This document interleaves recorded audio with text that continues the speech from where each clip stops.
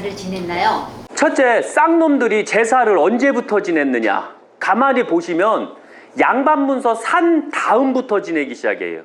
그리고 일제 후서부터 지내기 시작해요. 일제 때까지만 해도 천민들은 제사를 안 지냈어요. 지내는 방법도 몰랐고, 제사를 지내지 못하다 보니까, 방법을 모르다 보니까 개나 뭐나 다 개판이요. 자기 멋대로 다 차려놓는 거예요. 양반들은 아까도 말씀드렸지만 돼지고기를 올림으로써 제사를 지냈는데 식중독에 걸려서 너무 많이 죽은 거예요. 그 경험이 있다 보니까 돼지고기를 안 올리고 제사를 지내는 거거든요. 그러나 천민들은 그 경험이 없잖아요. 처음 지내잖아요. 처음 자기가 조상이 돼야 되는 거거든요. 그러다 보니까 제사를 지낼 때 막 자기네들이 놓고 싶은 걸 다 놨던 거예요. 이미 제사상은 이렇게 정해진 게 단촐하게. 이거 차리는데 시간 얼마 안 걸려요. 안 그래요? 그런데 안타깝게도 천민들이 막 바나나 다 올리고 이러니까, 돈이 많다는 이유로 올리니까 양반들이 그걸 또 본 거예요. 아, 쌍놈도 이렇게 올리는데 왜 우리라고 못 올리느냐 해서 경쟁이 들어간 거예요. 양반이 올라가면 승, 쌍놈이 올라가면 승. 이러니까 막 올라간 거예요. 이래서 바로 쌍놈들이 제사를 지내면은 제사를 다 흐트러 놓는다라고 하는 거예요. 그래서 지금 보면 6.25 때 아니면 별난 때 독립유공자들 많잖아요. 자기 재산 다 탕진해가면서 그렇게 훌륭한 나라를 위해서 애국을 하셨잖아요. 그런데 그 후손들한테 가리키지를 못한겨. 그러니까 가리키지를 못하다 보니까 그 후손들이 상을 함부로 차리게 됐던 거예요. 그 다음부터 막 집집마다 막 그 제사상이 다 달라진겨.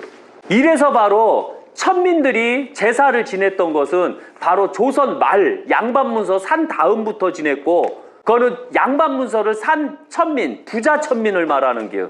그 다음에 일제시대 때 왔을 때 그때 일제 중반기서부터 천민들, 쌍놈들이 제사를 지내기 시작하다가 일제가 끝난 다음에 해방이 됐잖아요.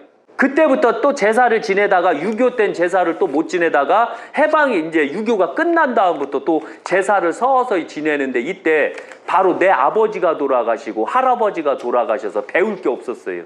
그러니까 있는 거 다 집어넣겨. 그러니까 또 식중독 걸려서 이빠이 죽는겨.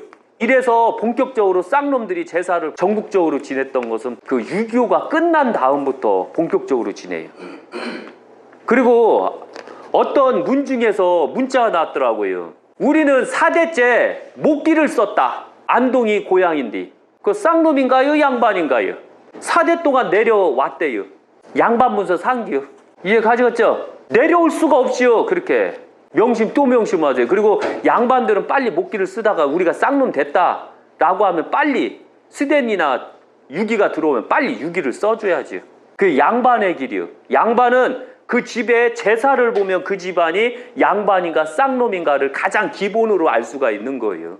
아무리 쌍스러운 짓거리를 해도 제사 차리는 것만 보면 아, 이 집안이 양반 집안이었는데 제가 싸가지가 없어서 저렇게 했구나, 이렇게 되는 거예요. 그런데 딱 제사상을 받는데 이 쌍놈 제사상을 차린겨. 그러면은 그 쌍놈처럼 했던 사람 딱 보면 원래 쌍놈이니까 저렇게 하지. 이해 가셨어요? 양반은 한번 이해를 하고 가지만 쌍놈은 당연히 쌍놈이니까 쌍놈 짓거리를 하지, 이렇게 가는 겨. 이해 가시겠죠? 이런 걸 명심 또 명심만 하시면 될 것 같아요. 예.